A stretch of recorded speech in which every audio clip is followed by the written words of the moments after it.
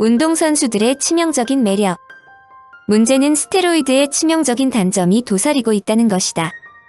약물 효과에 상응하는 엄청난 부작용을 갖고 있다는 사실이다. 작은 상처에도 쉽게 피를 흘리거나 위궤양이 생기고 살이 쪄서 얼굴이 부은 것처럼 보이는 환자들도 있었다.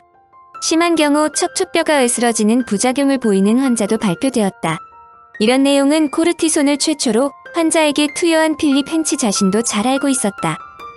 때문에 그는 노벨상 수상기념 강연에서 조차 스테로이드를 환자들에게 처방할 때 주의해야 한다고 말했다. 세포의 성장 및 분할을 촉진하는 단백동화 스테로이드는 1958년 근육성장 촉진제로 미식품의약국의 승인을 받은 이후 운동선수들 사이에서 급속히 퍼져나갔지만 곧바로 문제점이 나타나기 시작했다. MLB라고 불리는 미국 야구리그에서는 현역 시절 커다란 활약을 한 선수를 명예의 전당에 헌정함으로써 그를 기린다. 베이브 루스나 루 게릭 등 우리가 아는 위대한 선수들은 다 거기 있는데 마크 맥과이어가 명예의 전당에 입성하느냐 마느냐는 야구인들의 관심사이다.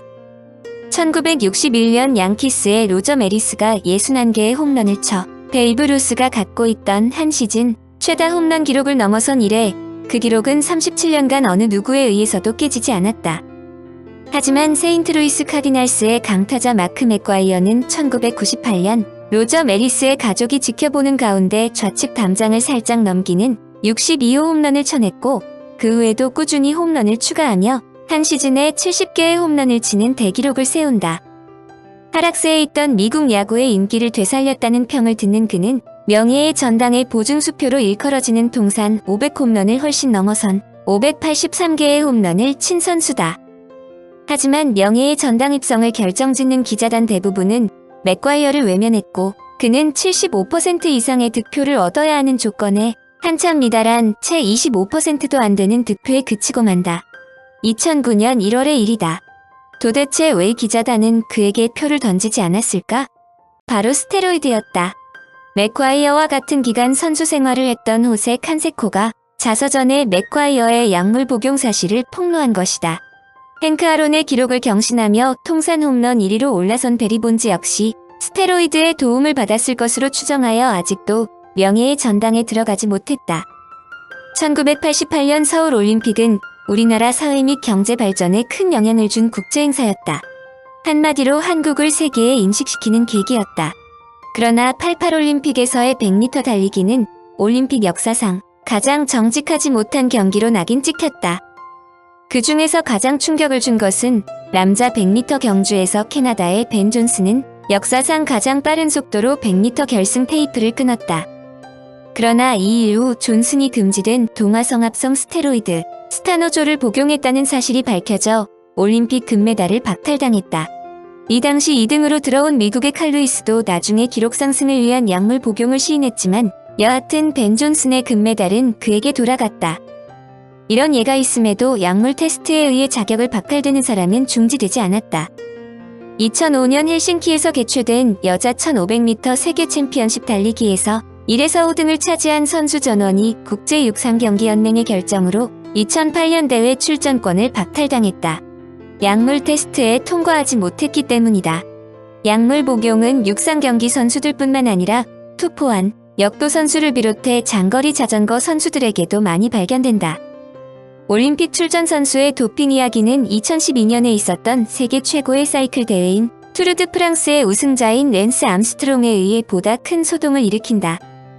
1971년 9월 미국 텍사스주 플레이노에서 태어난 암스트롱은 1993년 세계 사이클 선수권 대회에서 챔피언이 되는데 당시 24살의 나이인 1996년 고환암 선고를 받았고 암세포는 가슴과 뇌에까지 침투하여 생존 확률 3%라는 담당 회사의 소견까지 받게 된다. 사망 신고와도 같은 진단에도 불구하고 그의 삶을 포기하지 않았다. 한쪽 고환을 잘라내고 뇌를 절단하는 등의 대수술을 거치고 16개월의 항암 치료와 투병의 세월을 이겨낸 그는 1998년 2월 사이클계로 복귀한다. 놀랍게도 그는 자전거 선수로 복귀한 후 1999년부터 2005년 동안 투르 드 프랑스에서 7회 연속으로 우승 기록을 달성해 세계를 놀라게 했다. 투르 드 프랑스는 프랑스 전역 3630km를 23일 동안 질주하는 세계 최고 권위의 사이클 대회로 특히 난코스로 악령이 높다.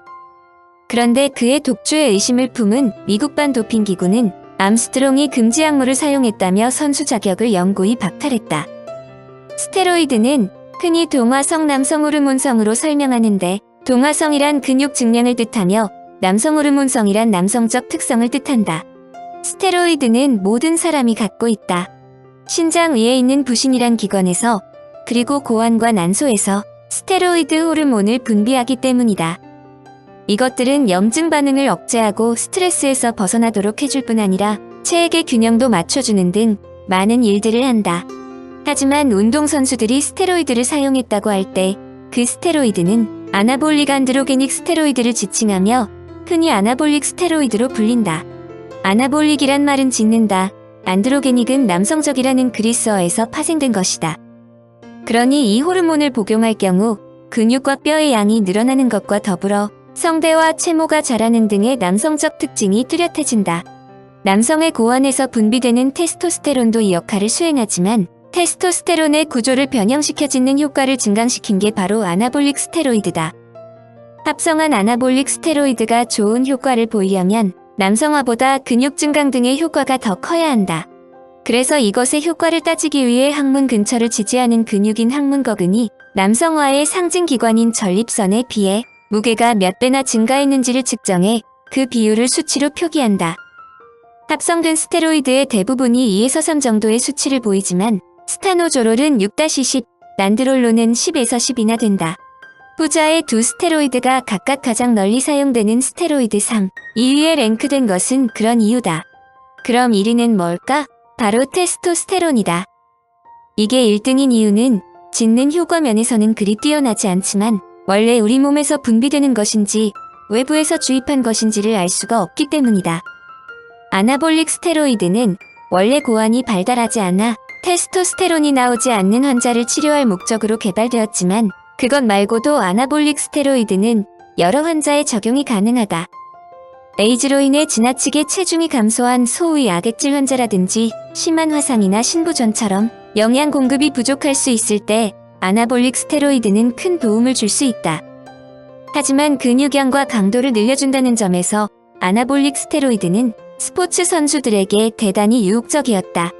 이 효과는 특히 여성에서 더 큰데 1972년 올림픽에서 동독 여자 선수들은 육상이나 수영처럼 근력을 필요로 하는 종목에서 큰 두각을 나타냈다. 독일 통일 후 조사한 바에 따르면 그 시절 수천 명의 선수들이 매년 아나볼릭 스테로이드를 투여받은 것으로 드러났는데 그 중에는 청소년들도 있었다. 당시 여자 수영 선수들의 모습을 보시라. 그 약의 남성화 효과가 적나라하게 드러나 있다. 결국 1976년 몬트리올 올림픽부터 아나볼릭 스테로이드는 금지약품이 되었지만 육상선수나 보디빌더 등에 의해 아나볼릭 스테로이드가 꾸준히 이용되었고 결국 프로야구 선수들도 그 대열에 합류한 것이다. 1990년대 베리 본즈의 모습과 현재의 모습을 비교해본다면 데뷔 초 가냘픈 몸매로 49개의 홈런을 쳤던 맥과이어를 기억한다면 스테로이드가 얼마만큼 근육 증강에 도움이 되는지 짐작할 수 있을 거다. 스테로이드로 좋은 기록을 낼 수 있으면 되지 뭐가 문제야? 라고 하는 사람도 있을지 모른다. 하지만 세계적으로 아나볼릭 스테로이드의 사용을 금하는 것은 그 약이 건강에 악영향을 끼치기 때문이다. 아나볼릭 스테로이드의 부작용은 어마어마하다. 아이들에서 뼈의 성장판을 일찍 다치게 하고 남성의 가슴을 크게 만든다. LDL이라는 나쁜 콜레스테롤을 높이고 좋은 콜레스테롤인 HDL을 낮춤으로써 심근경색과 뇌졸중의 가능성을 높인다. 심지어 심장마비로 갑작스런 죽음을 맞을 수 있다. 과민해지고 충동적이 된다. 대머리가 될 확률이 높아진다. 간 기능의 이상을 초래하며 황달을 일으킬 수 있다. 간 종양의 가능성을 높인다. 고환을 위축시키고 여성에선 무월경을 초래할 수 있다. 여드름이 난다. 감염의 가능성이 높아진다. 29세 된 여자 육상선수가 침대 옆에서 죽은 채로 발견됐다. 상처라고는 넘어질 때 긁힌 자국과 피부에 여드름이 전부였다. 그녀의 혈액에서는 아나볼릭 스테로이드, 스타노조롤이 검출되었다. 그녀의 사망 원인은 그러니까 이 약물에 의한 심장마비였다. 2009년 국제법의학지에 실린 증례다. 2007년 국제심장학 저널에는 27에서 37살 육상선수 4명이 심장마비로 죽은 사례가 나와 있다. 4명 모두에서 아나볼릭 스테로이드가 양성이었다. 인터넷을 찾아보면 이와 비슷한 예를 자주 발견할 수 있다. 서울올림픽에서 3관왕을 차지한 그리피스 조이너라는 선수가 있었다. 빼어난 미모까지 갖췄던 그녀는 불과 나이 39에 사망했다. 사인은 간질로 밝혀졌지만 일각에서는 그녀가 아나볼릭 스테로이드의 부작용으로 죽었다는 주장이 제기되었다. 1987년까지 10초 96이 그녀의 100m 최고 기록이었는데 1년 사이에 0.4초를 앞당긴 데다 도핑 테스트가 엄격해지기 시작하자 곧바로 은퇴한 점 등이 그 근거였다.